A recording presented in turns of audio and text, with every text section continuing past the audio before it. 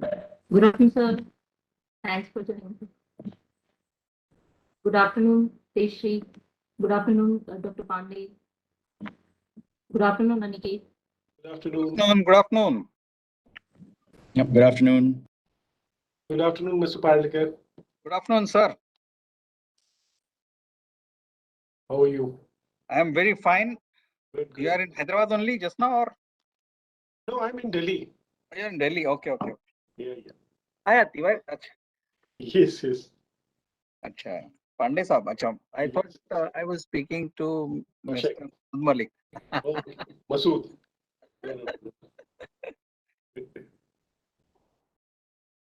So we have another 10 minutes, I think, right? To start. Yes. Yes, sir. Yes. Okay. So sometimes some last minute preparation. So are you at Mumbai, Mr. Parlikar? Yes, just now in Baroda, I came Okay. here for certain purpose, Okay, sure. some family purpose. But although normally I am in Mumbai or Thane, Yeah. for the past few months, and for the next few months, I'm going to be in Bangalore. Okay. Oh, Yeah, I'm stationed there with my daughter, wow. who is in Nimhans. Okay. She's taken up an assignment in Nimhans. After her PhD, she Oh. took up the postdoctoral work in Nimhans. So she has taken a house there. So we said, you have been away from us as a hostelite for so many years. Yes. So we would like to now join you, and enjoy for some time. Good. So that's how the.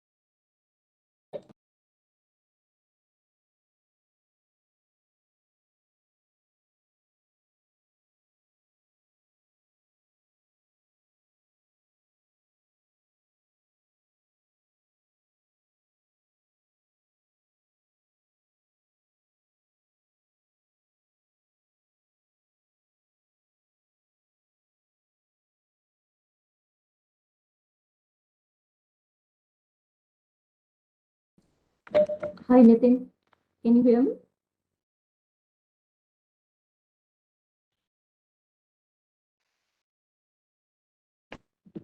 Nitin, can you hear me? Could you please unmute yourself and. Good evening, all of you.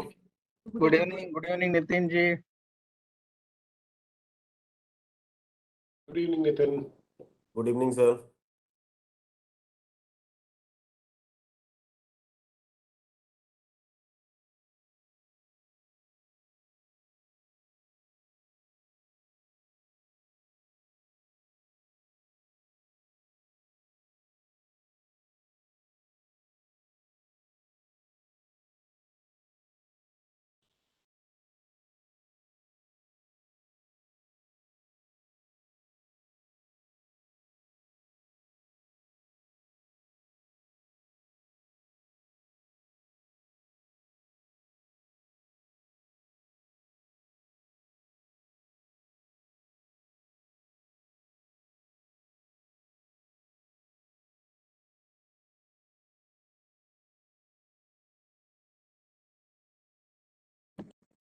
Good afternoon, Prashant.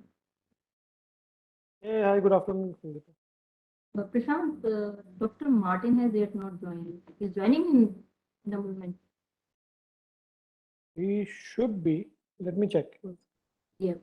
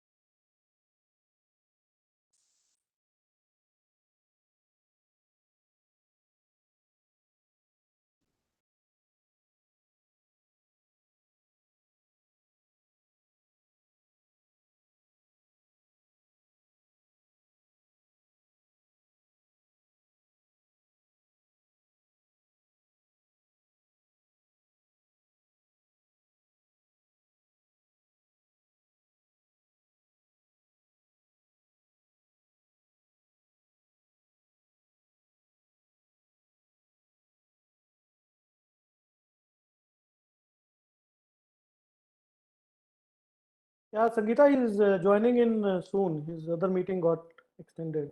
He's joining in. Okay, okay. Not a-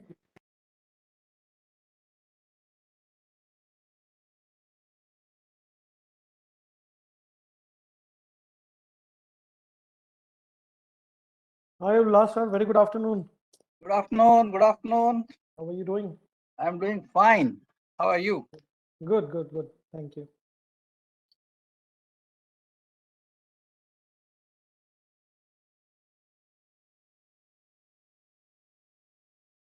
You are based in Delhi only, no, Prashant? Yes, yes. Based in Delhi, but today in Pune. It's always a pretty flexible these days. No? You can be anywhere and anywhere and everywhere. Sorry, anywhere and everywhere. Blessing. Very interesting. Very interesting.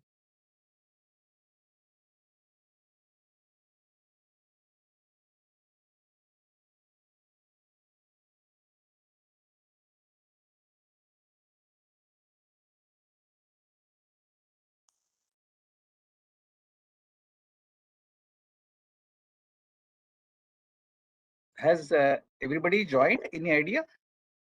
Sir, Dr. Martin has yet not joined. He is joining. Okay. So we will start in another 2, 3, 4 minutes. Okay, fine. Mr. Masood has also joined. Has joined. Okay, fine. Somehow I am not seeing anybody.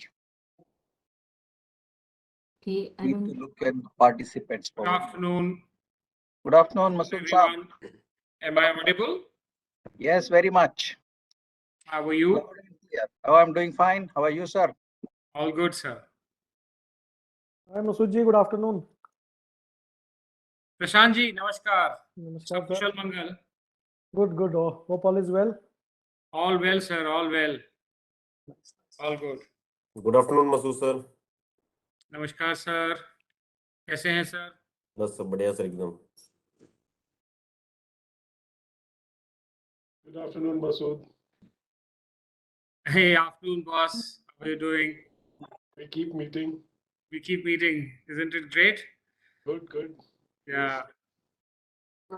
Good afternoon, everyone. Actually, we are on live. Okay.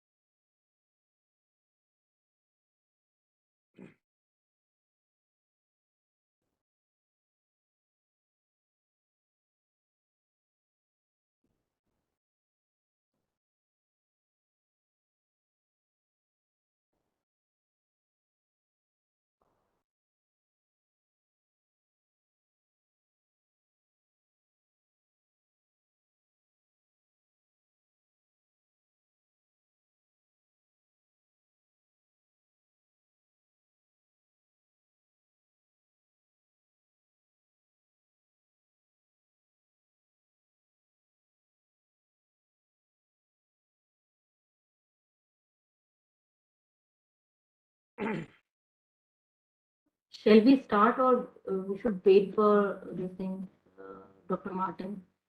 He's into panel, so I believe he will join in sometime. Prashant, what? Yeah, I think we can get started. I received a message, so he should be here in a minute. Yeah, that should be fine. Fine. So, good afternoon, everyone.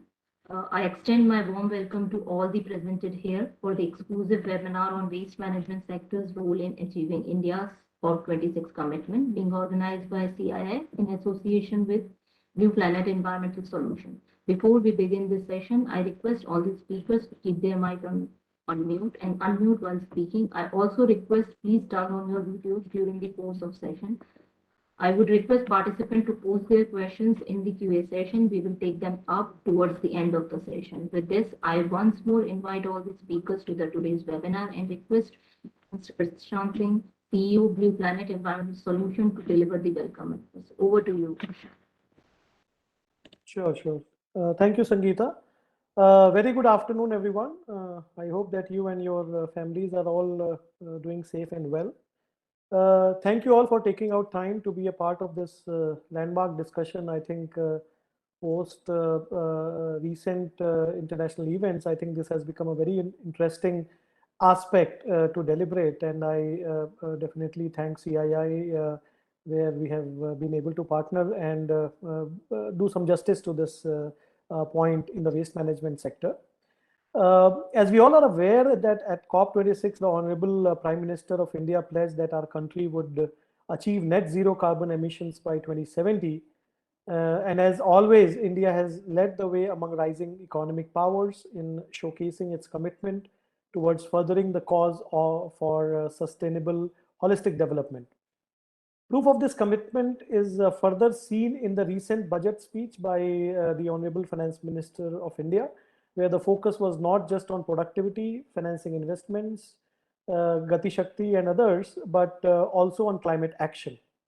Under the aegis of various government agencies, robust steps have been taken to ensure that India's rapid industrialization and urbanization do not adversely affect the precious and diverse ecology that we have in our country. While India has successfully reduced the emission intensity of its gross domestic product by 24%, there is still a long journey that we need all stakeholders to undertake to meet the targets that have been set. The waste management sector has already taken steps in carbon sequestration through various solutions, through responsible biomining, waste to energy solutions, and waste to product approaches. The foundation has been set, but the need of the hour is to bring about step change progress that quickly addresses the issue of carbon emissions in a sustainable manner. The need for a step change progress is a must because we may have years as stakeholders, but the planet is quickly running out of time. I'm confident that the waste management sector, along with the aid of the government and industries, will be able to play a key role in achieving the country's COP26 commitments by increasing the integration and sustainability of our solutions, and by keeping the greater good in sight, we can make significant progress in reducing carbon emissions. This will enable us to invest in not just a cleaner country, but a cleaner and greener future for our coming generations. I look forward to learning your views from the discussions, and once again, thank you for sharing your experience and knowledge that will contribute significantly towards making India a net zero nation. Thank you so much. Over to you, Sangeeta. Thank you, Prashant. Now I request Mr. Ullas Pargelkar, Consultant Global Waste Management and Circular Economy, to deliver the opening remark and moderate. Over to you, Ullas. Thank you, Sangeeta. Thank you, Prashant sir, for a very apt introduction to this particular session. The environmental sustainability, mitigating the climate change, developing in a sustainable manner, developing the economy in a sustainable manner, I think are becoming very, very important aspects in the entire worldwide, in entire industries sectors worldwide. And the countries have also understood the importance of reducing the emissions, whether they are GHG emissions or other emissions, also utilizing the natural resources in an appropriate manner. And therefore, I think the commitments that the countries have made in the COP26 are milestones in themselves. A lot of thought, I'm sure, has gone in looking at these targets or in committing these targets further. And being an industry person, I know that industry also has taken up this thing in a very, very serious manner. There are several commitments from individual industries also as to how they are going to reduce or maintain the GHG emissions, the natural capital conservation, ensuring that the UN sustainability goals are adhered to, and how to and achieving the net zero target. So a lot of activity currently is going on. A lot of discussion is currently going on across the industry sector, whether it is at the board level or also at the operating level. The government has also, taken very interesting and noteworthy steps towards this direction in framing appropriate policy, initiatives. You have the renewable energy obligations, you have the PAT initiatives for the industries, you have support, policy support for the implementation of the wind energy, solar energy. Several different initiatives, are happening. I'm sure, there's a lot of thought which is going on across the board in the government as well as in the industries. One of the major levers for contributing in this objective of achieving net zero, I think, is the waste management. Whether it is industrial waste management, whether it is the agro waste management, or whether it is the municipal waste management, because that can provide a great deal of support in achieving the mitigation measures that we are looking forward to. And I'm very happy that today we have a very, very knowledgeable, distinguished panel here who have, I think, centuries of experience together to talk about this particular subject of,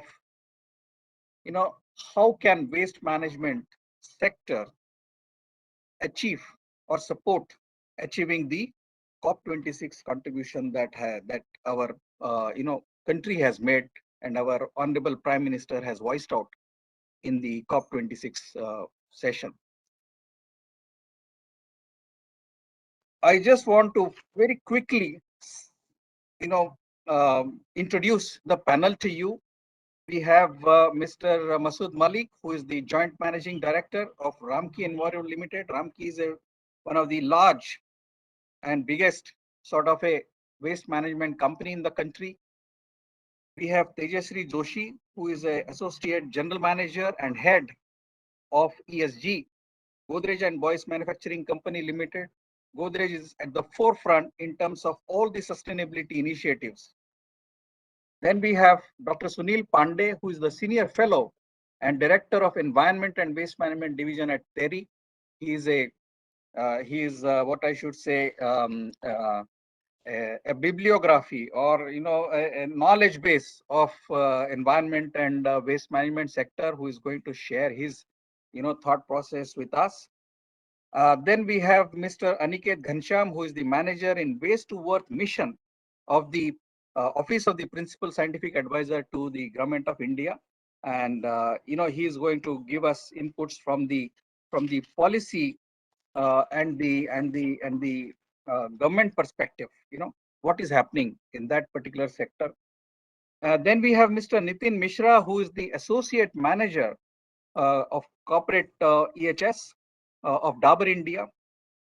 He will provide the industry perspective to us in terms of how waste management is being looked at and how that is trying to provide its support in terms of achieving the net zero mission that we have taken up. And lastly, we have Martin A. Black. He is the strategic advisor at Blue Planet Environment Solution. He is going to give us basically, I think if I'm right, the investment perspective in terms of the waste management sector and how that particular sector is looking at the greening the planet. So without taking any more time of yours, I would like to initiate this particular panel discussion. I'm sure it's going to add huge value to each one of us who is participating in this panel discussion as an audience person. And what I would like to do is, we have about an hour in that, and we have 6 panelists, so probably about 5 to 6 minutes or maximum 7 minutes. I think, each panel member, I would like to request to share their views precisely on the subject and for the questions that, we are asking, because we have prepared this question with a thought process, the audience thought process in mind, that they should take back with them something substantially useful from this panel discussion. I'm sure the experts are going to do that job very, very appropriately. So first, I would like to invite Dr. Masood Malik, who is the Joint Managing Director of Ramki. Mr. Malik, you have been a part of this waste management sector and a lot of knowledge, lot of expertise in this particular area, and your company is taking forward that initiative in a very, very progressive manner. Can you tell us how the Indian waste management sector can help achieve the COP26 commitment that has been made by our Honorable Prime Minister? And following that, I also would like you to, identify the gaps which are there where you believe that, some amount of interventions would be required. So over to you, Malik Saab. Please share with us your views on this. Thank you. Thank you so much, Palkar Saab. And once again, a very good afternoon, distinguished panelists. A fantastic gathering as always. Thank you, CII, for making this happen. And for all the attendees here, a very good afternoon. I think as environmental professionals and as waste managers, as sustainability professionals, it's indeed a very special time for all of us.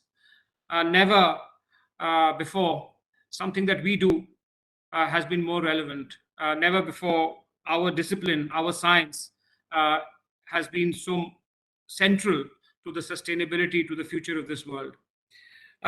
It's a huge opportunity and it's a huge responsibility.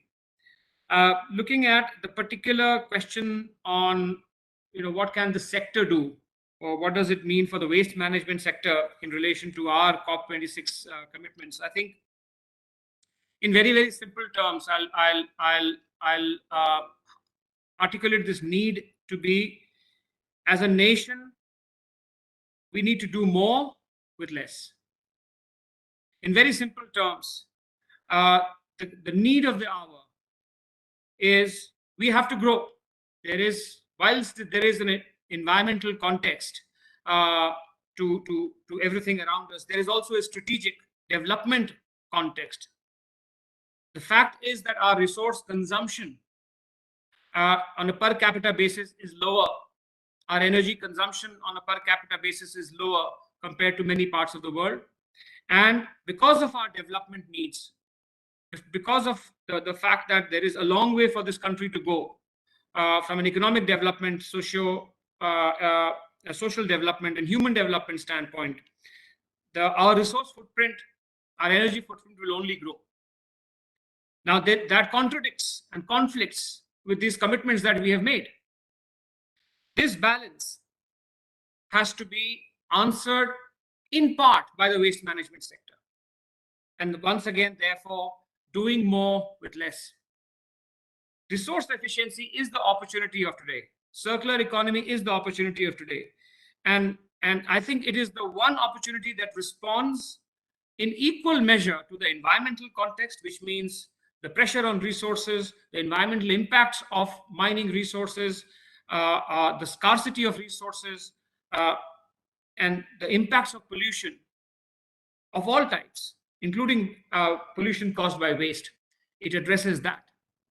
It also addresses the strategic context, and what I mean is, through circular economy, through resource recovery, it addresses the demand-supply gap for natural resources. It addresses the need for growth that I talked about. It addresses a lot of the geopolitical stresses that our country faces today because we import so many of these resources. Can you imagine? On one hand, we give out precious foreign exchange and import resources. And then in our traditional linear economy model, so much of that resources goes directly into a landfill and becomes a pollutant and becomes an environmental problem. Circular economy is a way for us to economically recover that resource, put it back into use. And I see that as a potential $500 billion opportunity per annum. It is the scale, whether it is through circular supply chains, whether it is through recovery, recycling, whether it is through product life extension, whether it is through the sharing of resources, the sharing platforms that, the Uberization of the world, as we say, or, moving from products to a service-based consumption model.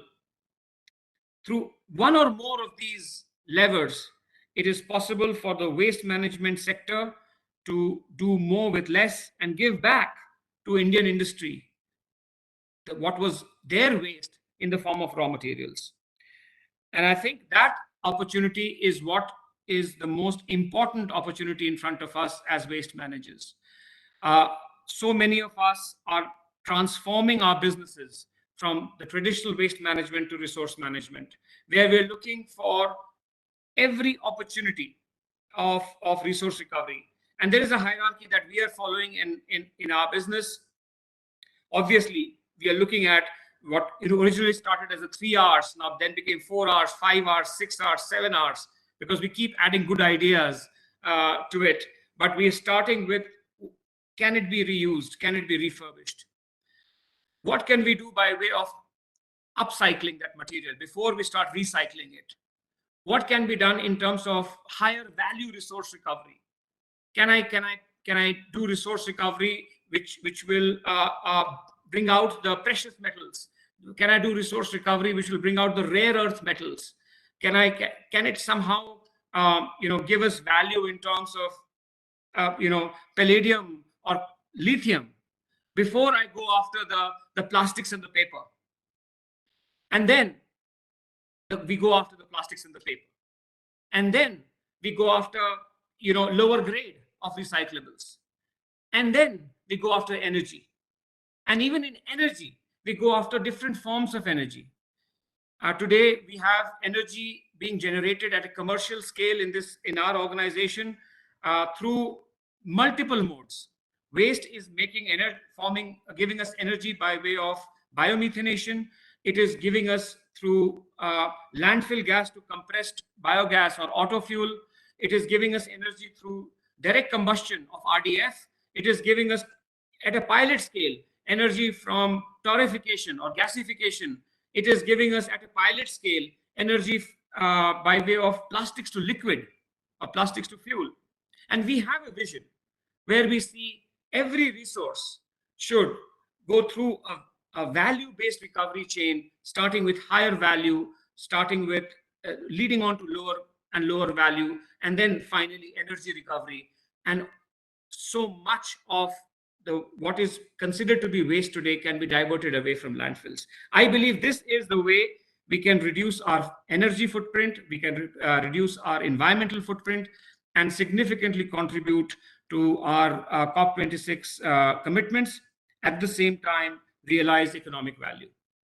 I'll stop here and respond to any questions. If there's something more I need to ask Dr. Malik, What about the gaps that you see, and what do you think we should do really for that? Yes, I think two gaps, two significant gaps. I think like we have a Swachh Bharat Mission 2.0, and that was the catalyst that enabled India to move on its journey on sanitation, where waste started getting collected, where we achieved ODF-free status as a nation. We need an EPR 2.0 framework. An EPR 2.0 framework is what will unlock this collected waste, and the resource value and the energy value of this collected waste. And what I mean by EPR 2.0 is to go beyond plastics. It's to go beyond just some of the traditional EPR channels, and to look at market-based instruments to ensure that every material that goes out, every person who profits from that chain, whether it is the manufacturer, whether it is the importer, whether it is the brand owner, or even the consumer, has a responsibility as to this environmental fate.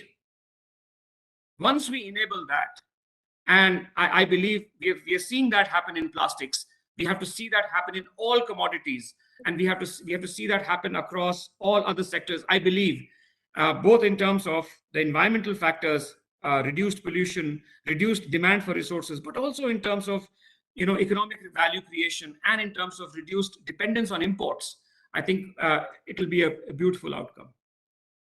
Thank you so much, Dr. Malik. You added huge value and provided a great, kind of a push to this particular subject through your opening submissions. Great points have come out of your deliberation. One is, of course, waste management sector has the huge responsibility in contributing to the cause of COP26. You also talked about there's a need to do more with less. You also talked about that, although we have a very low capital per capita consumption, we need to still probably improve upon that, and show it to the world that we can do something which very, very different and a much better way. Circular economy is something which can add value to that, and that's what you said.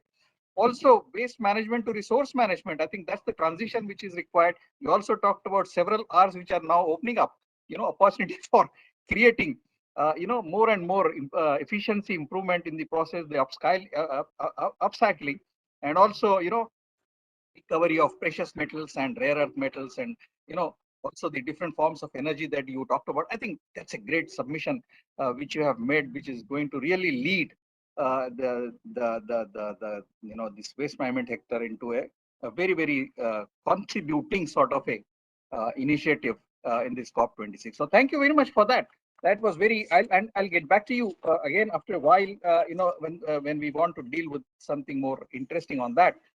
Now we have Tejasri Joshi, so I would like to request her to talk about how can existing EPR practices, because Dr. Malik talked about the EPR 2.0 requirements. So, how can existing EPR policies be evolved to better meet the increased need of net zero? Because we have now set the target in front of us as 2070.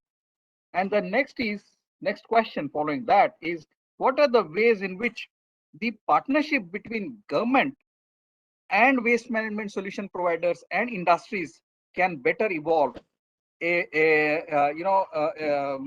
process for achieving carbon neutrality? So over to you, Tejasri, if you can unmute and share your views.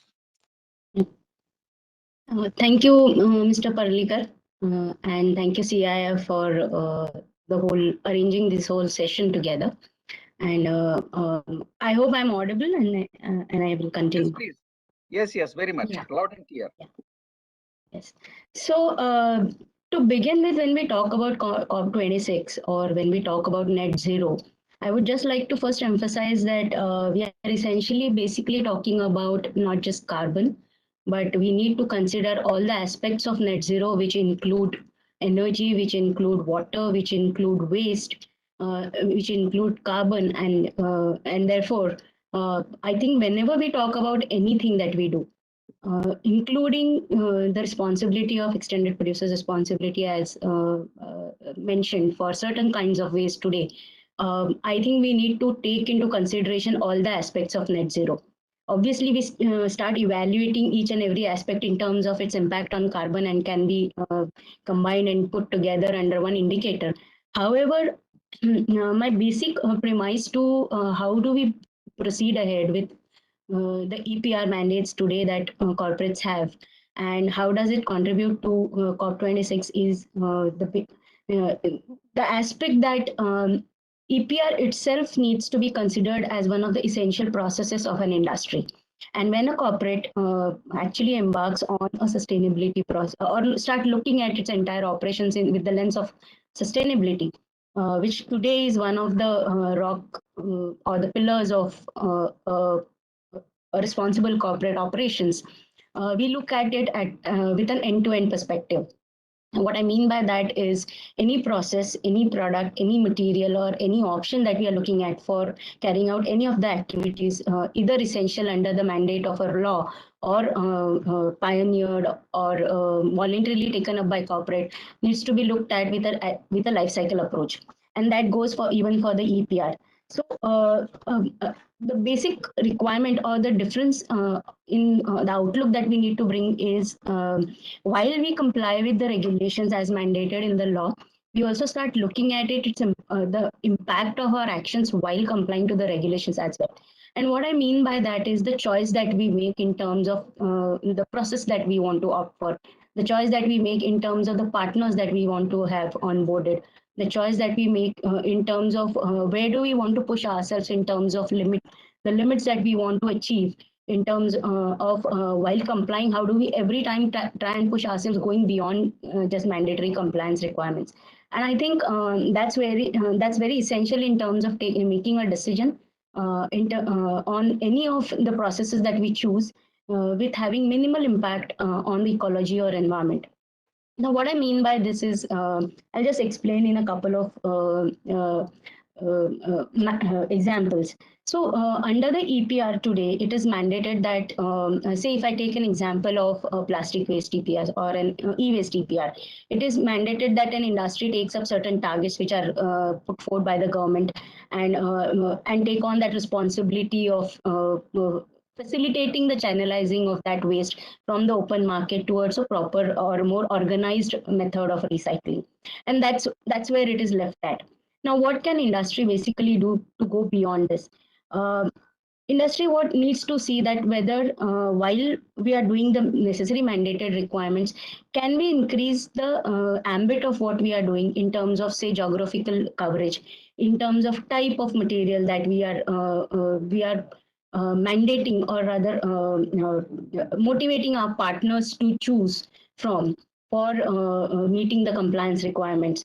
What are those, whether we are fulfilling the obligations on each and every type as well as the impact we are having in each and every geographies of our operations. So not just limited to certain areas where we find it very easy to do the EPR mandates, but go beyond that and push the partners to look at more newer geographies, newer areas from where this material can be sourced. So it doesn't give a very skewed kind of approach or, the investments or the efforts are going into only certain areas where through the EPR mandates, waste is getting channelized and recycled, but it's spread across different geographies, which are seemingly difficult today to attend.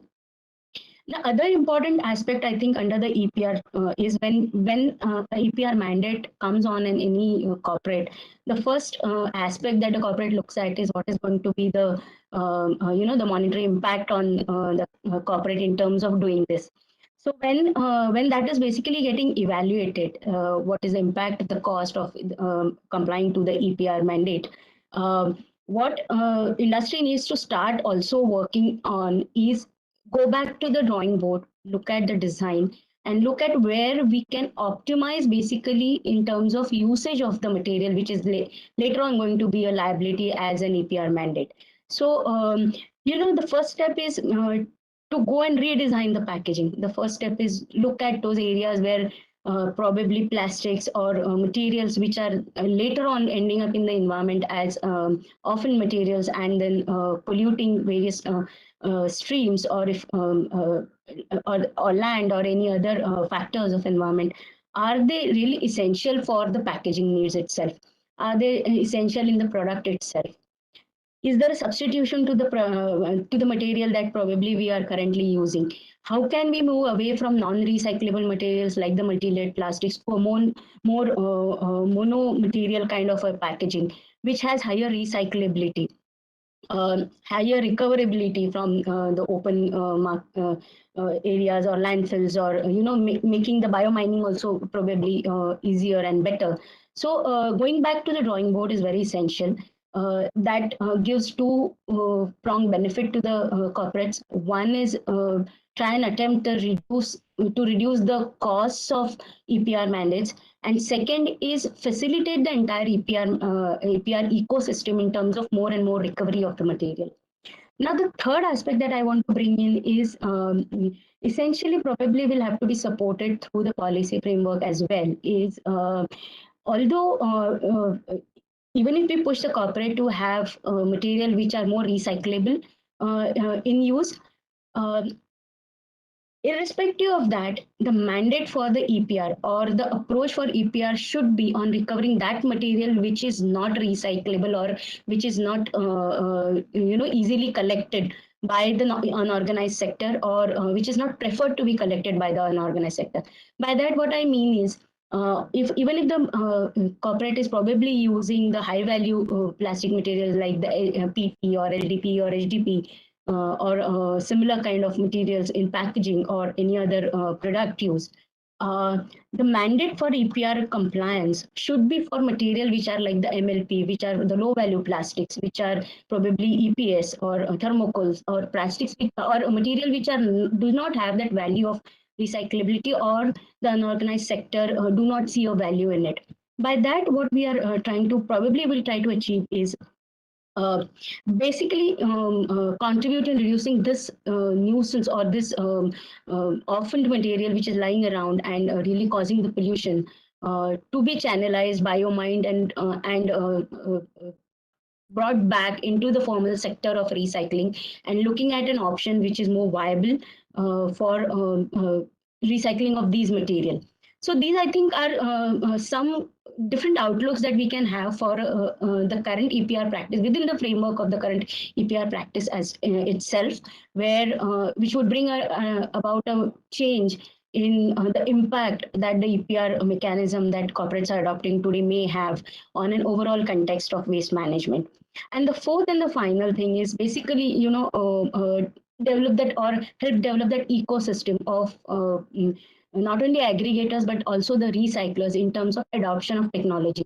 Now, when I said about the life cycle approach, we look at end to end in terms of its impact, and that's where the technology bit or the method in which the recycling is happening, how responsibly or compliant is the various process of recycling that are adopted by the partners become very essential.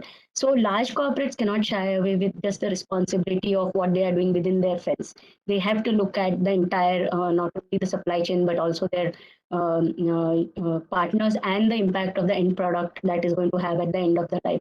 And so I think, answering your first question, Mr. Parlikar, I would summarize it within these 4 areas at the moment, where I think essentially quickly probably corporates can look at taking a slightly different approach in terms of approaching the EPR framework itself that today we have.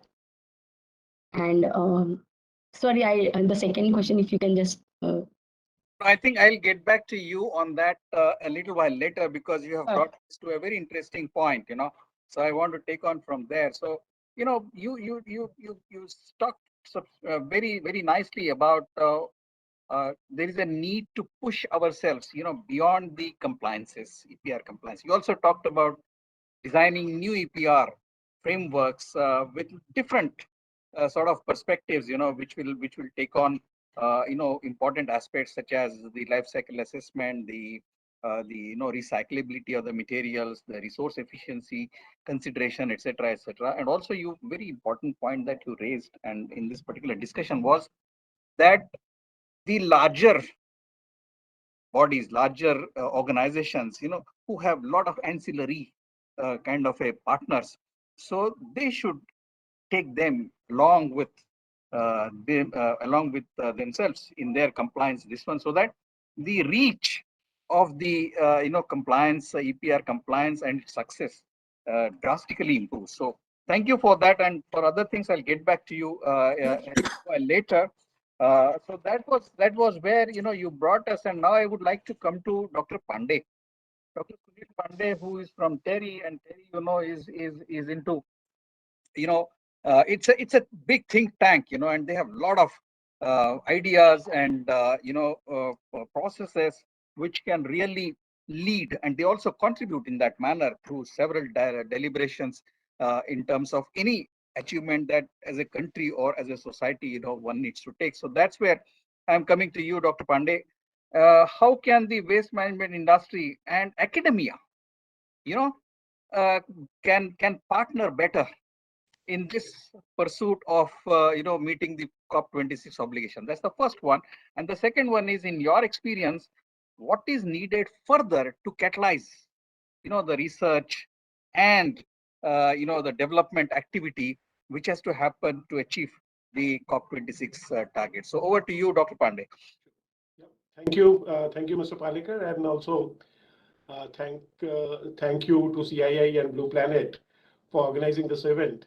I actually wanted to start with, I mean, as you said, the exercise which we did while Government of India was preparing for COP26 deliberations on greenhouse gas emission projections and forecasting. And incidentally, we also did projections for the waste sector for Government of India. Can I share that graph with you so that, I mean, it's a little easy to. Yeah, please go ahead. Please go ahead. Please go ahead. But only one slide. Yeah. It's only a graph. So, but Okay, I don't have a sharing right. If oh my God. organizers Okay. can. If that can be done, or maybe you can just deliberate. Doesn't matter. Yeah, sure. I mean, if it can't be done, then I'll just discuss it.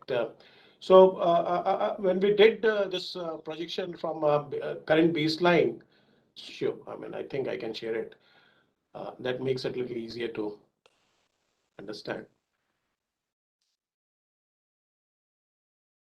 Yeah, I hope you can see the graph which I put on the screen. Yes, please. Sure. So in this graph, you see, I mean, the projections from last to last year's baseline of 2020 to 2050, and it's greenhouse gas emission forecasting and looking at how the three sectors are basically domestic wastewater, which is the pink one, industrial wastewater, which is the blue one at top, and the green one, solid waste disposal related emissions. And if you see, I mean, solid waste disposal emissions are not very large. The largest is, of course, domestic wastewater related emissions, and largely because we still have a lot of gap in domestic wastewater treatment. And what happens is this estimation is done by adopting IPCC methodology, because IPCC is still most accepted methodology for international deliberations. Apart from in both solid waste management sector, in all the three sectors, actually, the large contribution comes from uncontrolled emission of methane. In wastewater, especially, large contribution also comes from emission of nitrous oxide, which has much more around it's 300 around 310 times more potent than carbon dioxide, and methane we take generally as 25%, 25 times more potent than carbon dioxide. And so the slide clearly shows that there's a lot of there's a lot of gains to be achieved in domestic wastewater sector. And also, what is good about this slide is that our emissions are decreasing when we see 2050 trajectory. And this is largely because what Masood also said in his opening remarks. A lot of this has started happening since 2015 initiation of Swachh Bharat mission, and also the more aggressive approach now in Swachh Bharat mission 2. And if these go as they're planned in future, there's a lot of reduction which is possible. So what I'll do is, let me see if I can stop sharing this. Or probably If organizers can stop sharing this for me.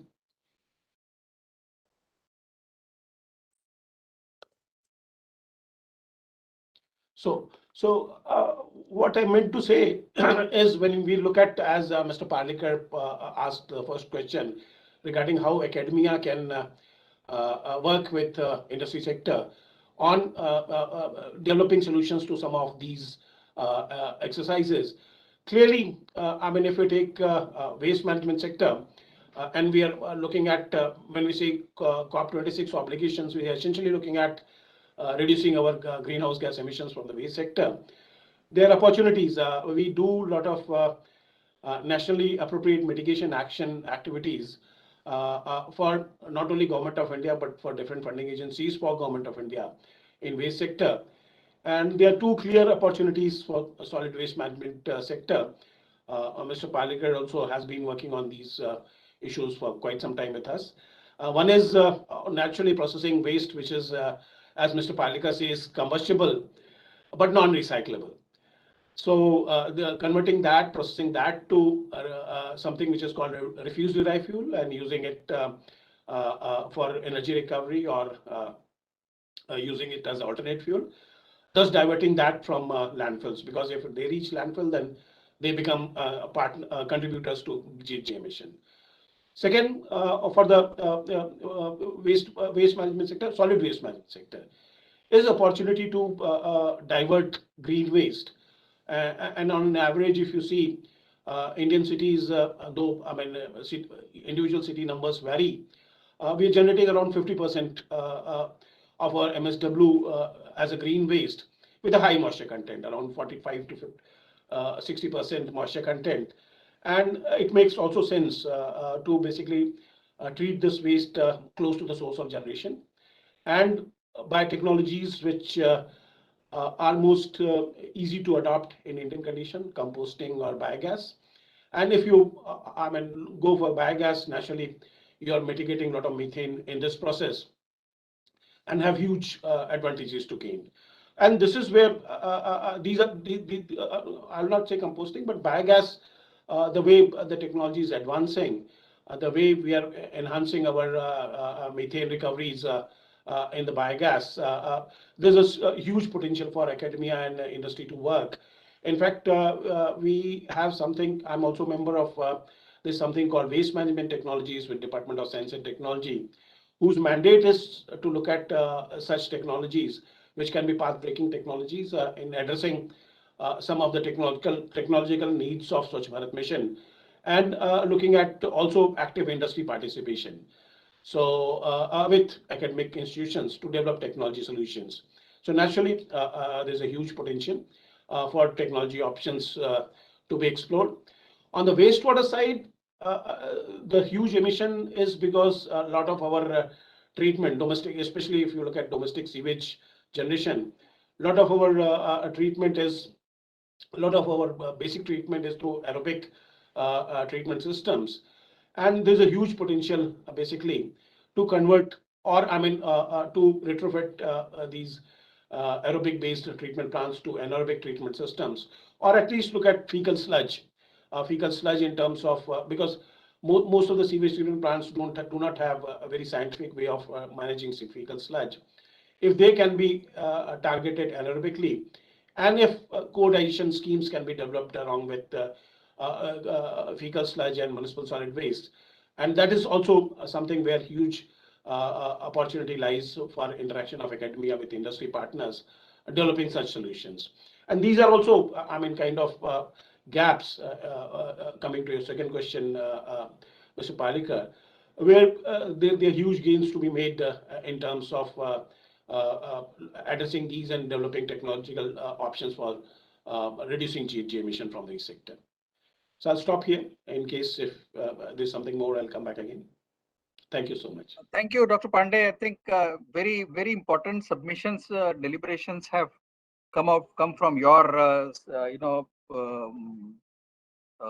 your presentation. One is, of course, the contribution, GHG contribution from methane and nitrogen oxide, especially from the industrial and domestic wastewater, and also from domestic solid waste, municipal solid waste, have a big role to play in the whole process. So, and the technologies are not really there today, which are cost effective, which are commercially attractive, or even large scale.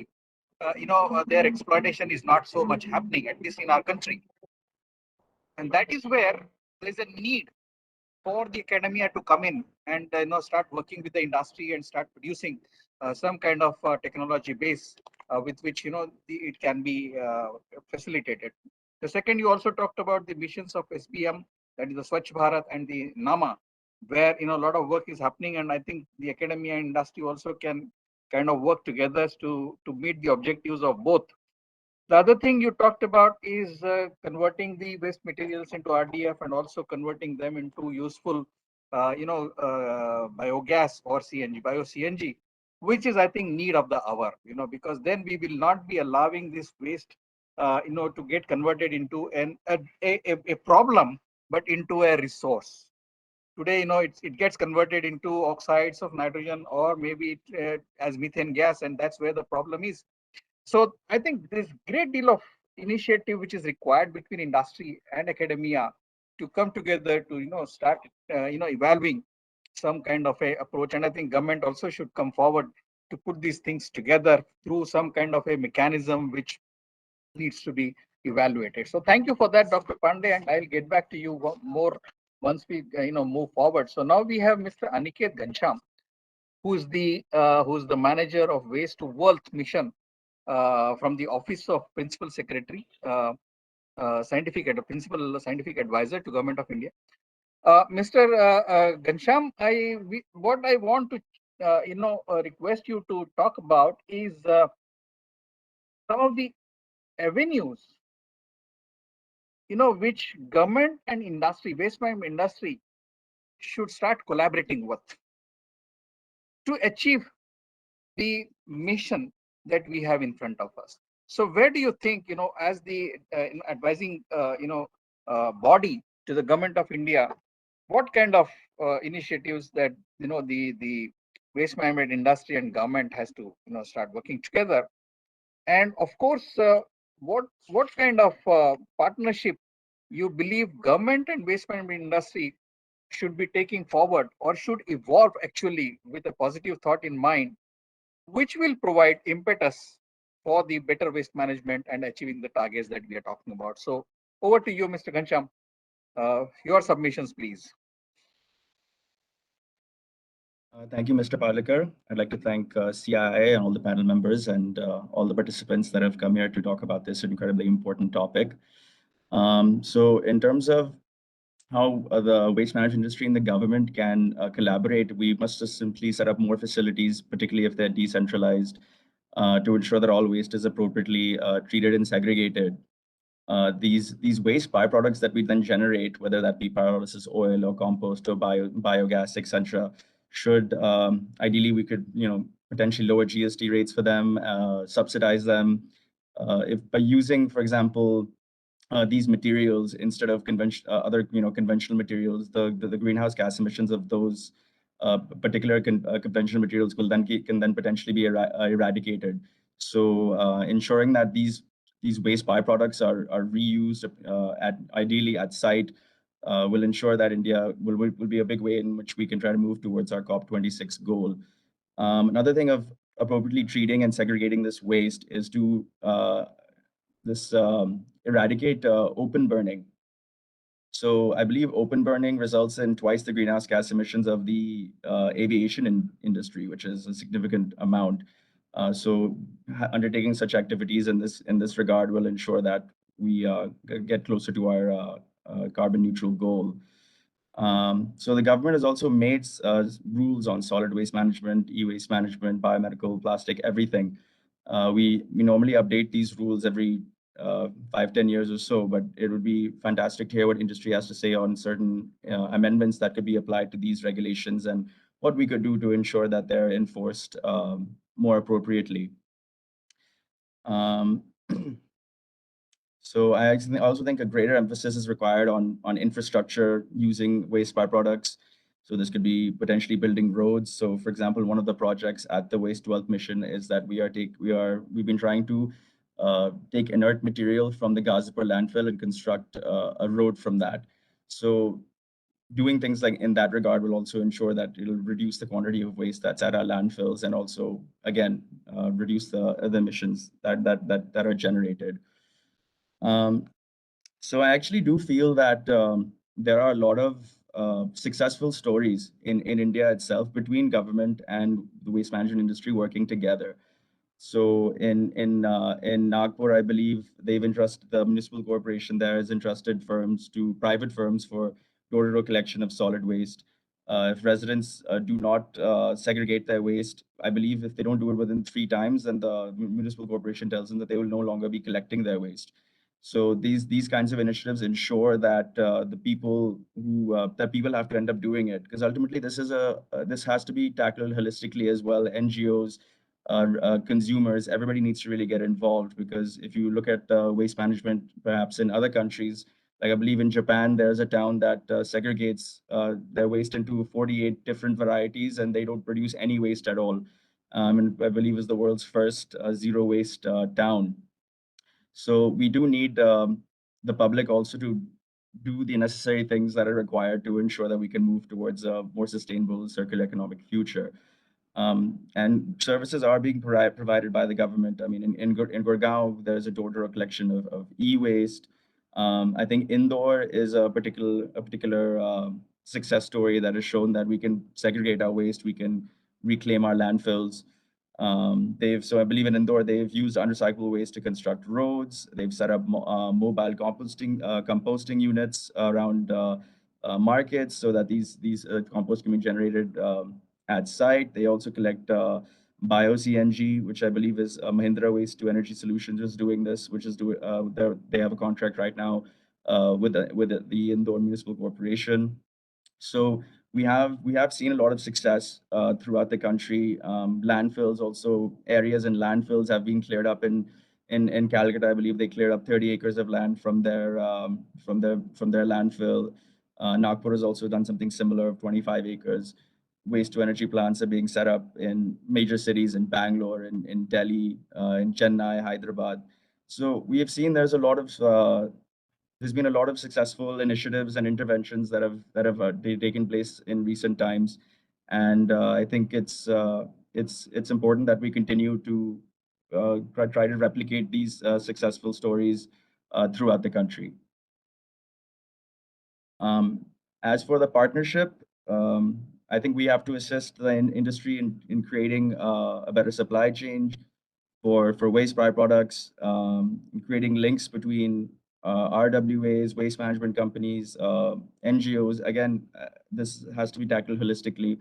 And so I think that one of the big issues we need to address is we need to enforce these regulations and ensure that that consumers in particular also segregate their waste appropriately, and that we generate a circular economy from such initiatives. So I think that's all from my side. Thank you. Thank you very much, Mr. Ghanshyam. Very interesting, insights you have provided. Of course, one is, there's a need to provide incentives for the development of markets for the products which are coming out of waste management. And that's where I think, government and the industry need to come together, have dialogue, what kind of, support is required, and how something will flourish in the process as a new, new product or application in the whole run. So that's something which where there can be excellent cooperation. The other thing you talked about is, how can the industry, the waste management sector, and government start looking at eradicating the open burning processes wherever they are happening.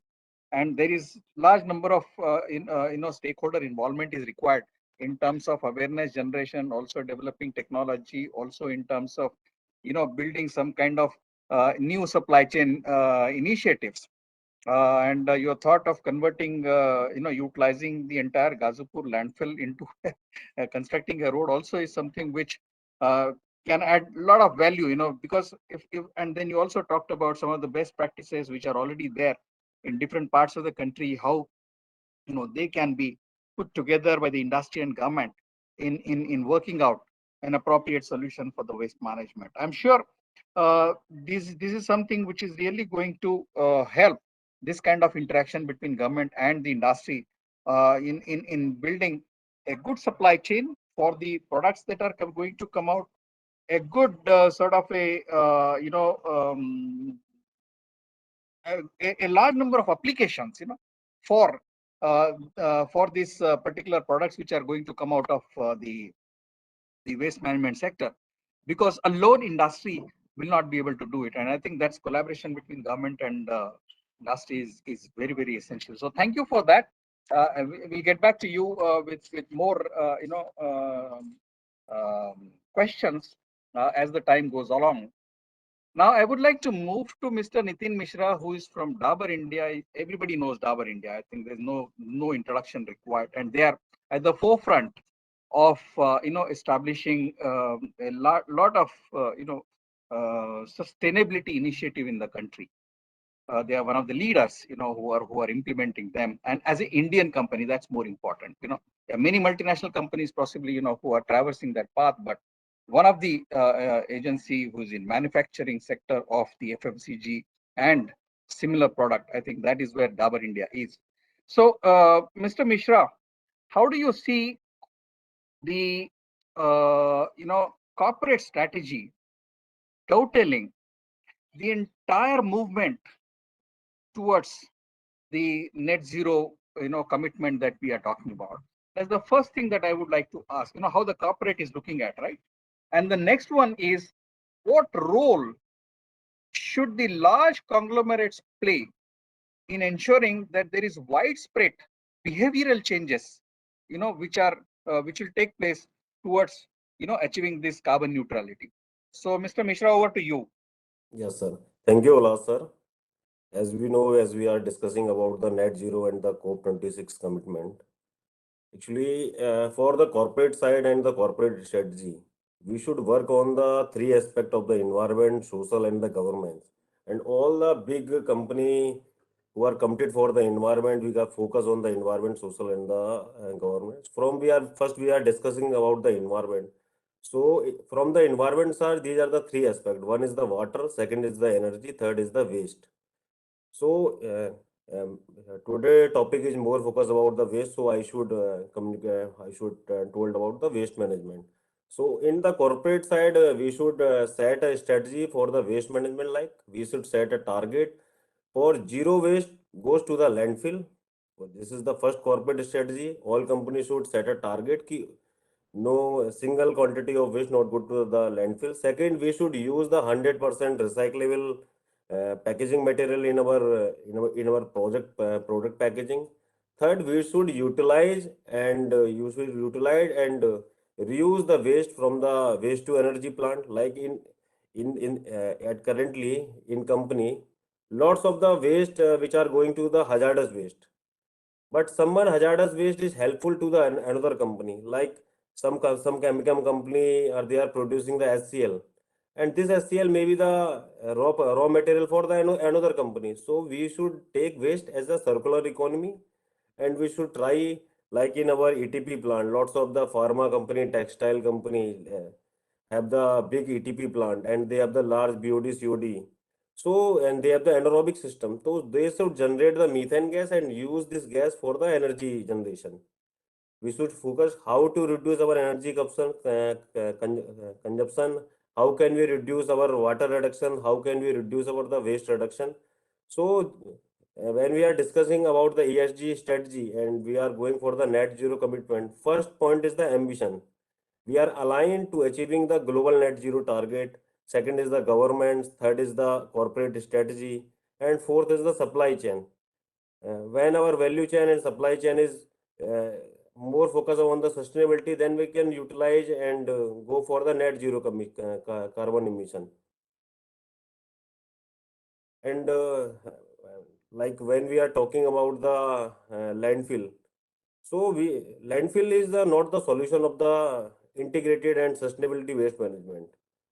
Like I think landfill is the last point for the waste management. We should first focus on the co-processing how can we generate energy and utilize the energy consumption. We should focus on the renewable energy sources. Like in India, mainly 90% electricity is generated as per the coal-based power plant. So as Modi government and Indian government focus on the waste management, we should set up more waste to energy plant, more bioenergy plant, more biomethanation process plant to produce the energy and use the waste for utilizing and revamping the renewable energy sector. And second point, for the behavioral change, we should not on focus on the corporate strategy. We should also focus on the how can we generate awareness in local people. We should think like we should emit the carbon pollution and net zero target in our daily life. So when we change the behavioral change of every people, and every people should think we should reduce the carbon emission, we should use less vehicle, we should emit less carbon emission, we should less SOx emission in our daily life. So through the ESG strategy, I think all companies should go for the ESG strategy, and they are focusing for the environment, social and the governance. So I think government should publish new rules and regulation, and every company should work on as a sustainable business model, and they are working for the environment, social, and the governance. This is the from my side. Thank you, Mr. Mishra. Very, very important points you have brought out. First, you said that the water, waste, and energy, these are three important aspects of the growth, and how, optimizing their requirement is really going to facilitate the net zero that we are talking about. You also said that to move towards that direction, the first thing that the corporates as a strategy should talk about and implement is net zero to landfill, zero to landfill. I think that's a very important subject and very important target that all industries, if they take forward, I think that's going to lead to something remarkably, different scenario and a path for leading us towards the net zero that, we have committed. The third thing I liked very much is about the industrial symbiosis that you talked about, that how every corporate in as a strategy should start looking at their wastes and start converting that into a product, a byproduct. Yes. And probably the government should start facilitating, I think Mr. Ghansham should note this, government should start facilitating the supply chain or the application development of that through the research, academicians and the industries, to come forward to do that particular, upgradation of that, byproduct, because you may have a very new, different product coming out of the waste stream, which may require a new application, a new product, or new sort of a avenue to survive or flourish. The other thing that I like very much is every industry should start looking at the reduction in water, wastewater, and also the energy and also the emissions, which is again one of the most important aspects. So how corporate strategies should start dwelling and move towards that ambition. And last one, in terms of awareness generation, I think you have really hit the nail that every person, every institution, every corporate should start looking at how can I achieve net zero within me on a daily basis. So if everybody starts looking at that particular target and starts, kind of imagining and visioning and implementing that aspect, I think that the goal of 2070 that we are talking about can be reached much faster. So very, very, very interesting, concepts and ideas that you have brought in, Mr. Mishra. Thank you for that. Now I would like to move to Mr. Martin Blake. Welcome, Dr. Martin Blake. He is the strategic advisor, as I said, on Blue Planet Environmental Solutions. So we would like to understand from you, what is your strategic viewpoint? What kind of role that the waste management sector should play to ensure that COP26 commitments are met in a timely and sustainable manner?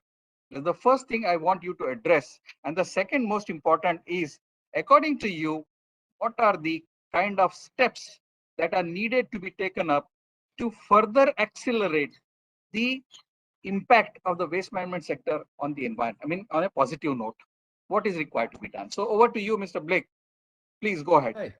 Well, first of all, as a professor of business strategy and sustainable business, I tend to operate at a fairly strategic level. So Okay. what I'm going to do is look at what's already been said and then begin to put that into some kind of strategic pathway that I see emerging with what we've already got as building blocks and where I see that going.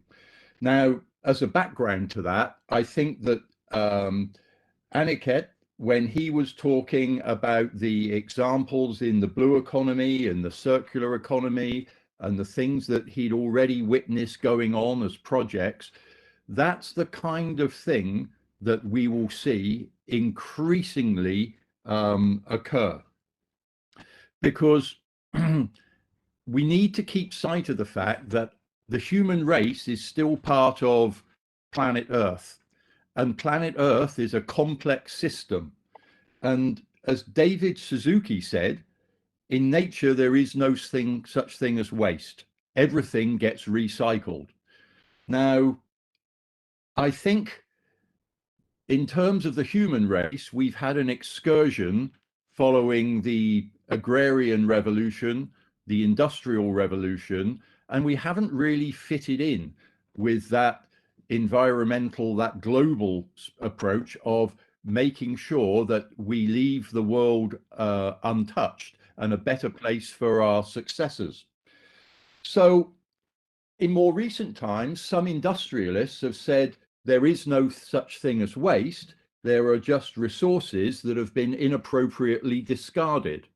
Now, I think as for us as waste professionals, that sits in a better light. And it also shows that if we're talking about waste, we're inextricably talking about business inefficiency. And in every part of business, we normally try to minimize waste. And clearly, that's where we will be moving towards, is getting better at not creating waste, getting better at extracting it and redirecting it. And strategically, if we look at the drivers that are going to push organizations and individuals into the future that we all would like to see, you know, for me, there's probably 3 or 4 of them. First of all, let's look at the optics. Companies don't want to look bad. They're beginning to now be more responsible. They want to look good.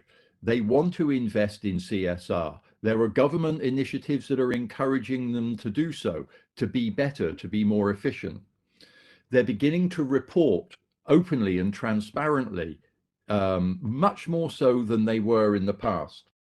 Then, of course, there is this underlying issue of not being wasteful and actually doing the right thing because it makes business sense, not wasting energy and investing in energy saving technologies, not actually throwing material away, but finding ways of reusing it. So there's business efficiency. And then probably the most important one of all, which I'll come back to again at the end, is there's actually the access to investment and access to capital.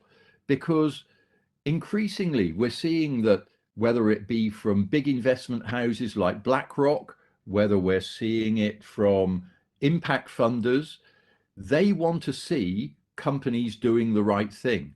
And so they will direct investment and direct money into the business where it needs to go. And companies that fail to adapt, just like now, let's return to the natural systems. If companies fail to adapt, if companies fail to become efficient, if they fail to fit in with the new environment that they find themselves in, they're going to become an endangered species. And if they still don't manage to make the transition, they'll become extinct. And so we're going to see increasingly either adaptation or the emergence of new species or companies. And so what I'd like to think is that with the combination of the optics, with the combination of a quest for business efficiency, and also the rationing of capital to organizations that fit in with the ESG expectations, we're going to see it's going to be survival of the fittest and those that adapt.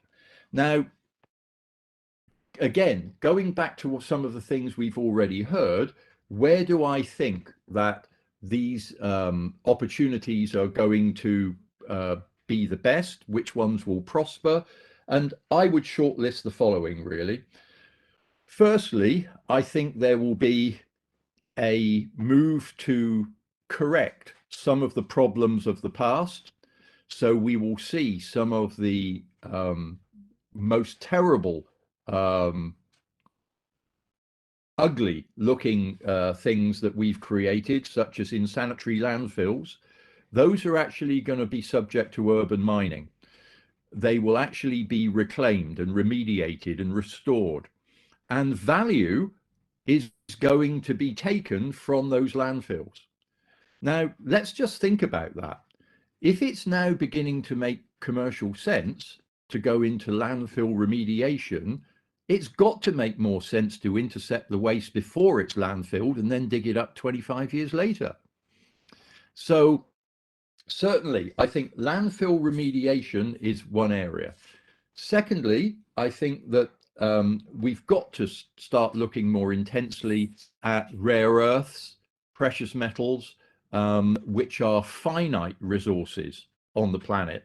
You know, there's not going to be any more than there already is. So the blatant waste of precious metals and rare earths in electronic waste needs to be significantly addressed. And increasingly, we'll see that occurring in very efficient ways. Plastics, well, you know, we talk about plastics and we see the scourge of ocean-bound plastic and discarded plastics, and particularly thin film plastic. And coming originally from a petroleum background, working for Aramco, I know how difficult it was to get oil out of the ground. And then to see it turned into plastics, which are then left lying around on the street and then end up in the oceans, is a travesty. And I think turning plastics back into resource, whether that's plastics to oil or whether it's plastics back into virgin or raw plastic materials, so displacing the use of fossil fuels in the plastic industry has got to be an area. So that's a displacement strategy. But most of all, we need really to be thinking about how do we begin to move towards what our customers want, because they don't want organizations to be dirty and inefficient. And yeah, they don't necessarily want to pay to clean up those businesses, but there is a migration towards that approach. So I think increasingly the pressure from the consumer, the pressure to be efficient, and the funding availability from the institutions, and particularly impact funds who are looking for suitable targets to invest in, will drive the market in the right way. And all of that, of course, needs to be supported and backed by government incentivization and regulation. And that, sir, is where I think it is and where it's going. That's great insight, Mr. Blake, Dr. Blake. Very, very important ones, which I have been able to capture through the rich kind of a submission that you did. Of course, says nature is something which always keeps everything in recycling mode, and I think we have somehow, managed to upset that entire process and are suffering because of that. And that's where we have all these commitments that we are making today to the society. Reporting transparently, I think, is one of the most important aspect, and also improving the business efficiency, which you talked about. You also said that the capital investment is going to be moving towards companies who are going to do right things in a right manner. And that's where, again, a very, very important lesson for the industries to move forward to. And that is also going to make a lot of industries to adapt to the right practices, or also emergence of the right practices that you talked about. That's very, very critical. The other things that you very rightly talked about is moving the or making the corrections to the wrong that we have done, especially the landfill mining, which is a very important aspect. And I'm very happy that it is picking up in our country as well. Looking at the precious metals, rare earth metals, and their extraction, yes, is going to be a very, very important aspect. Plastics to oil, and again back to plastics. I think that's where the recycling should start happening, the chemical recycling part of it. And obviously, the pressure for all such things to happen is going to come from the consumer as well as from the funding agencies, which you have very rightly, made us to understand. So thank you for that. I think that is really a great submission and great learning for all of us. I'm sure, what you talked about as the requirement of government's role in this, in terms of ensuring that, this kind of pressure, which is going to come from consumers as well as from funding agencies, is well supported. And I'm sure, the Office of Principal Scientific Advisor also will take a note of that. So thank you so much for that. I think we are now inching towards the end of our panel discussion. So rather than, putting any questions to the panel, I think let us take some questions from the audience. I do not know whether there are any questions which have come up. Any idea, Sangeeta or Garima, if you can help me? So we have received 2-3 questions which are Okay. relevant. For example, first is segregation is the key point of recycling and reuse. My question is why we are not working on decentralized system for metro cities, and is it easier to segregation and achieve valuable material on small scale? Okay. So I think I will address this question to Mr. Masood as well as to Dr. Pandey. Where are we missing the bus? Why is that, the segregation is not happening, or why, agencies, government is not taking up initiative for that? What are your views on that? Dr. Malik. Sure. I will attempt to have a go at this question. The first point is that we always feel that environmental responsibilities are very good, very important, but they're somebody else's responsibilities. And that's a very natural, not my problem kind of an approach that all of us fundamentally suffer from. We all talk about it. We all, to a certain extent, feel strongly about it, as long as somebody else does it, as long as it's not an obligation for me. So I think it is extremely important for us to understand that culture change of this sort is not easy. It has taken many countries much longer to achieve effective segregation. People talk about order of magnitude of decades for this culture change to happen. Unfortunately or fortunately, we do not have that kind of time, and therefore we need to learn those habits and change ourselves faster than ever before. And the opportunity there is to start at schools. The opportunity is to make a change in the way to basically repose our faith in our youngsters. And I believe that movements that start at that level and take root in our schools will drive behaviors at home. Policies that incentivize and disincentivize this, they're happening all over.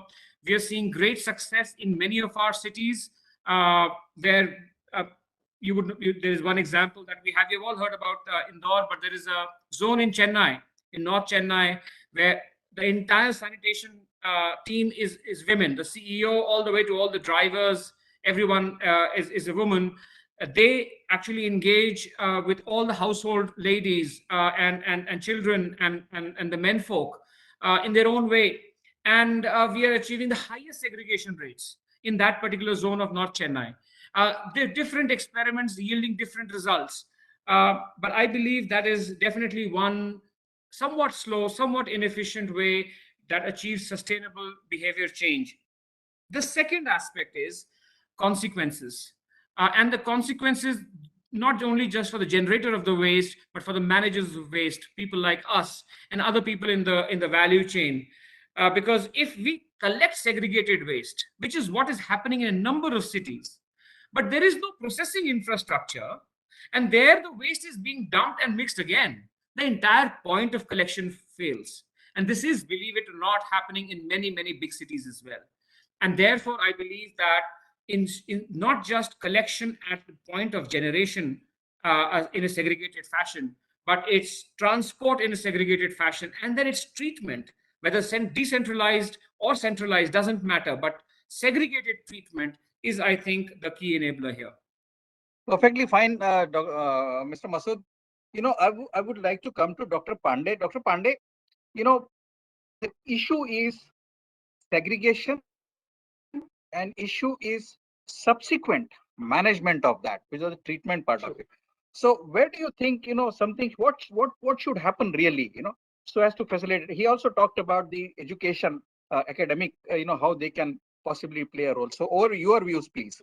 I mean, this is correctly pointed out by Masood that a lot of frustration builds up. I mean, if there are few people, few households who would like to segregate, and if they see waste again eventually getting mixed up at the collection point, then there's a frustration building up that why should I segregate if there's no separate processing? So that needs to be ensured. Many cities are actually looking at that issue as well. I'm sure Masood would also endorse that. Cities are now actively going for setting up material recovery facilities across different wards, and so to facilitate sorting, further sorting. And what we also, I mean, kind of in deliberation suggest that, I mean, as I said earlier, it's 50% of the municipal solid waste, 50% is green waste, and around 50 to 60% moisture content. And no businessman would like to transport that moisture for the sake of waste processing at a centralized facility. It doesn't make business sense. So it has to be dealt at the decentralized level. And what would be fantastic is if no such waste, green waste, leaves beyond the ward boundary in the cities and get processed within the ward. So that is an ideal situation. And I mean, even if it's not segregated, if it's kind of processed at the material recovery facility, because I mean, we'll have to cater to both situations where segregation is happening first class, where segregation is not happening, little pushing people to segregate, or otherwise process it at MRF and then process it decentralized in a decentralized manner. So that's very right. That's very right. So when it comes to real implementation part of it, there is a chain of stakeholders who have to get involved and contribute to the success of achieving the segregation as well as its utilization. So from the corporate view, may I ask Mr. Mishra, under corporate social responsibility or under certain ESG initiatives, is it possible that appropriate awareness that Mr. Masood and Dr. Pandey are talking about can be done? And is there any example or thought process that you have where it is working well, and how can we replicate that somewhere else? Yes, sir. Sir, for a sustainable waste management, first point is the source at the segregation.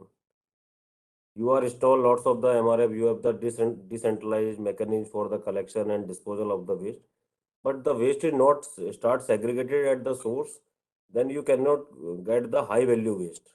Because if the municipal organic waste is mixed with the plastic waste, then the no value of this plastic waste, because it's create smell, it's create lots of the organic contamination. So as a corporate, we should create the awareness through our CSR initiative to create how the value of the plastic, how this waste is hazardous, how this is waste harmful for the human life. So I give an example. in 2017, Dabur start a campaign for the My 10 kg plastic to create the awareness in Ghaziabad and in New Delhi. So with the help of this campaign, My 10 kg plastic, we are going to the RWA society. We tell to the people ki you should collect the plastic waste from your household level. So as of now, I think more than 300, 400 RWA society are connected with this program, and they are collecting the plastic from their household level. So with the this is the small initiative for creating the awareness. So I think every brand who are producing the product in the market, they create some awareness program for collection, for sustainable development, and people should know ki what are the type of plastic and what are the type of waste. I think people are not aware ki in waste, these are the separate category. This is hazardous, this is non-hazardous, this is the municipal solid waste, this is the e-waste.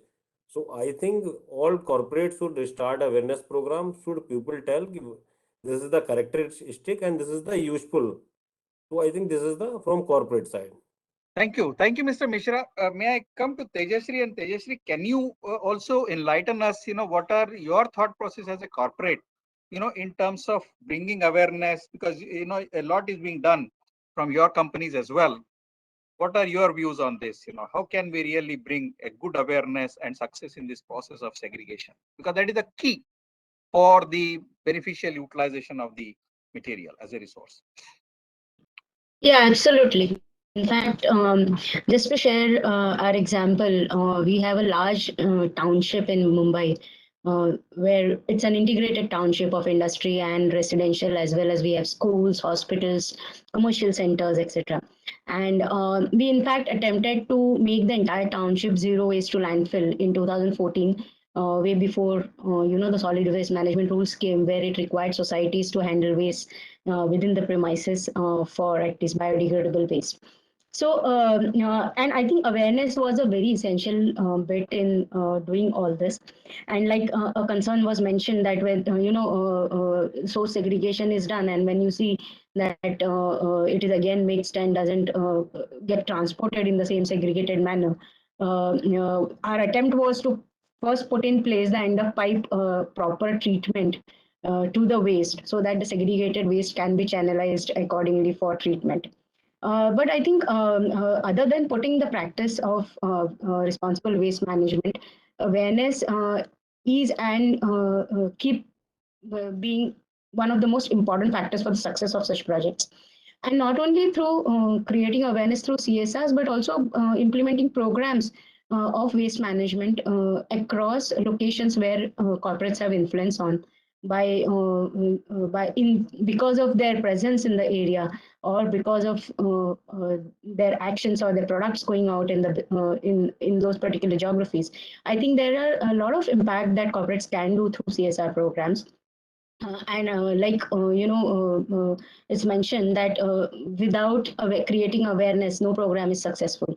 Basically, there needs to be onboarding of all stakeholders and ownership of that initiative to make any progress success, especially under community and CSR projects. So I think, the best place to start awareness is the schools or the kids who are ambassadors for change, and they basically drive the households or the adults to bring about change in the individual behavior. So I think that's how we have been taking the approach, and can help in creating this kind of ownership and Sure. Thank you, Tejasri. I just want to get back now to Mr. Blake. What I want to understand from you as a a professional, working. Sir, Hello. Sir, I believe Prashant would like to say something. Prashant, you want to say something? Yes. I just wanted to add, I think it's a very important topic that we have. Yeah. Maybe I can go after Mr. Blake. Okay. Why don't you I'll finish? I'll just finish with Mr. Blake and Mr. Ghanshyam, and then I think I would leave it to you to really conclude the that particular point, because this is a very crucial point in the entire success that we are looking forward to. So, Mr. Blake, how do you think this particular aspect of converting that waste into a resource, which you talked about, and funding agencies or the other relevant stakeholders, would like to look at it. What do you think you can contribute, or what do you think government should, provide some kind of a intervention into that? Your views, please. I think that it's got to be a bit of a double act or a bit of a triple act. Okay. So it can't just be one part of society or one part of the industry. It's going to have to be a holistic, unified approach. So first of all, the investors need to provide the necessary investment and recognize that some of those methods are going to be perhaps more capital intensive at the outset than the less traditional, dangerous, wasteful methods. So we need to get that on board. That needs to be both stimulated and regulated by government at the national and local level. And then there needs to be an acceptance in the marketplace that customers will come to expect it.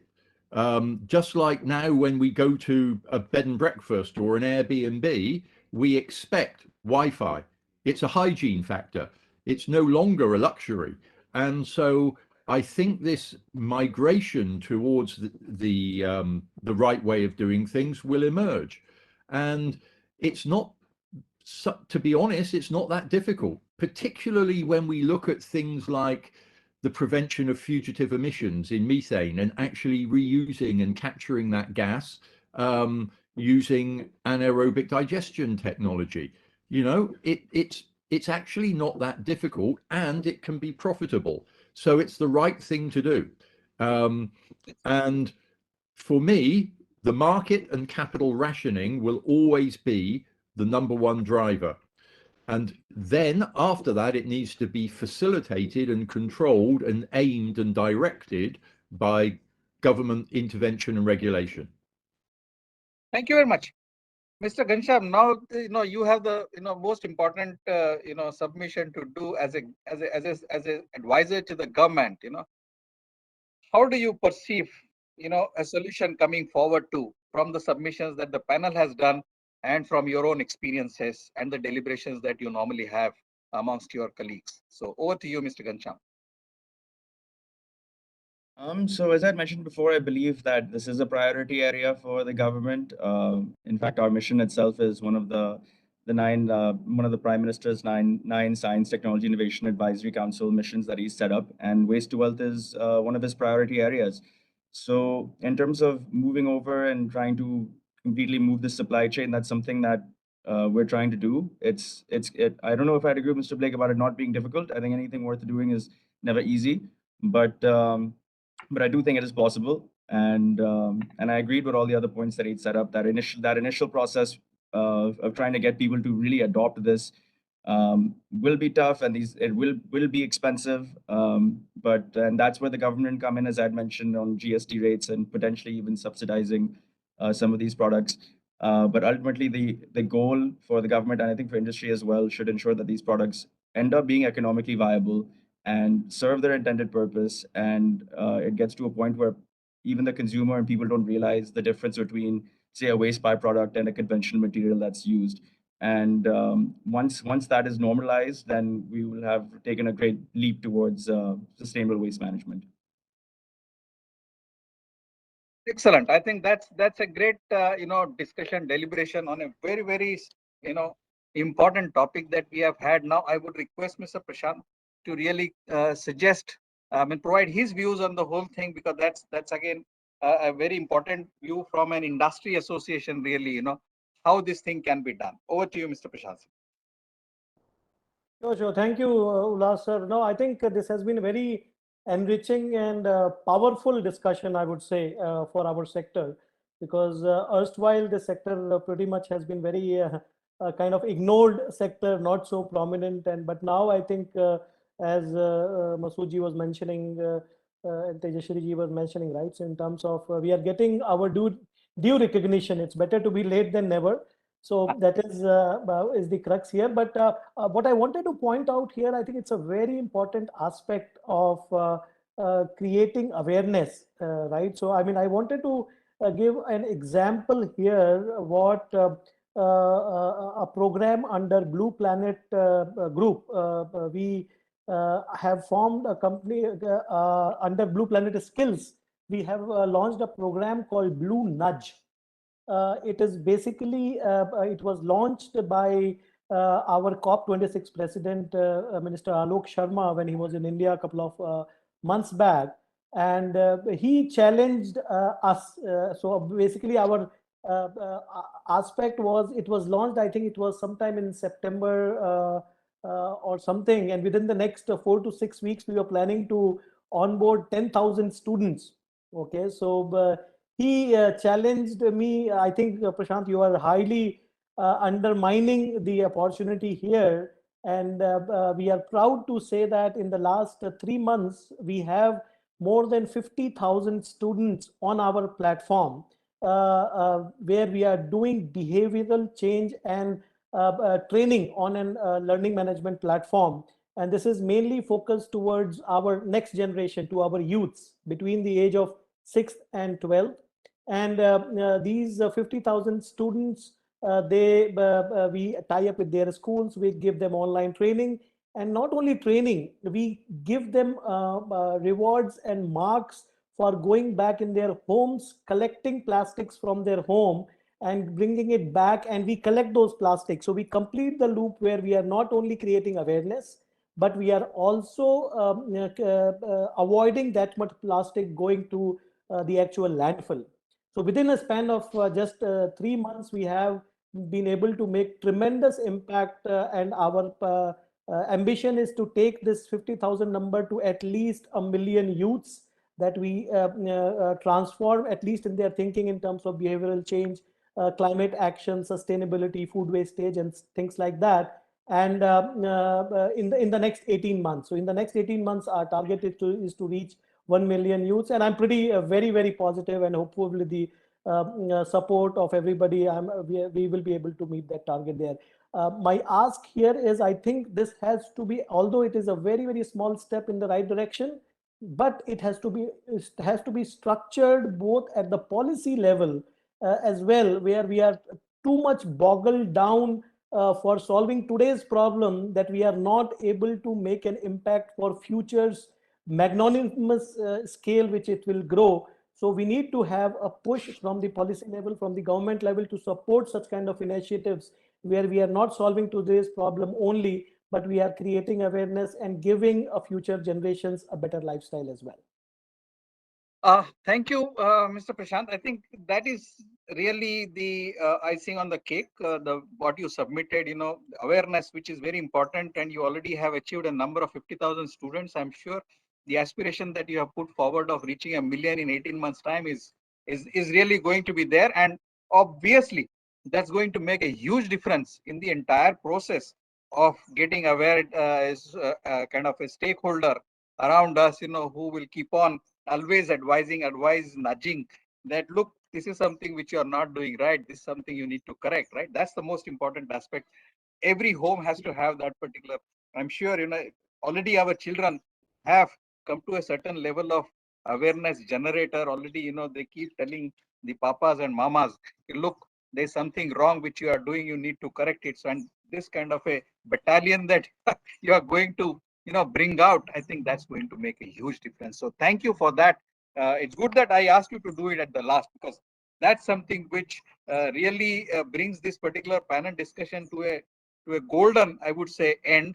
And I take this opportunity to thank entire panel, including you, Mr. Prashant, for a very lively and very interactive and very kind of a knowledge enriching discussion that we have had. I have, in my own personal capacity, have learned and enriched myself a lot. I'm sure each one of the audience who is listening to this particular panel discussion has also been able to achieve the same thing. And I'm sure, while I'm applauding the panel for a beautiful submission, I'm sure they're also joining me in the process to do the same. So I take pleasure in concluding this particular session as a very kind of a useful session. And I look forward to more such sessions happening in future. Sangeeta, I pass on to you. Thank you very much. Thank you, Ullas sir. Now I thank all the speakers for your time and valuable insights. Special thanks to all the participants for joining this session.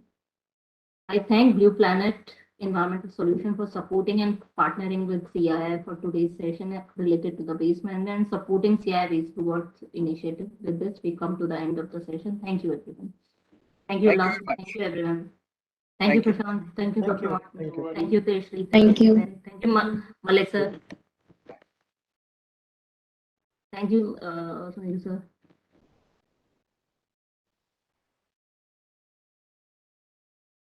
Thank you, Aniket. Yeah, no problem.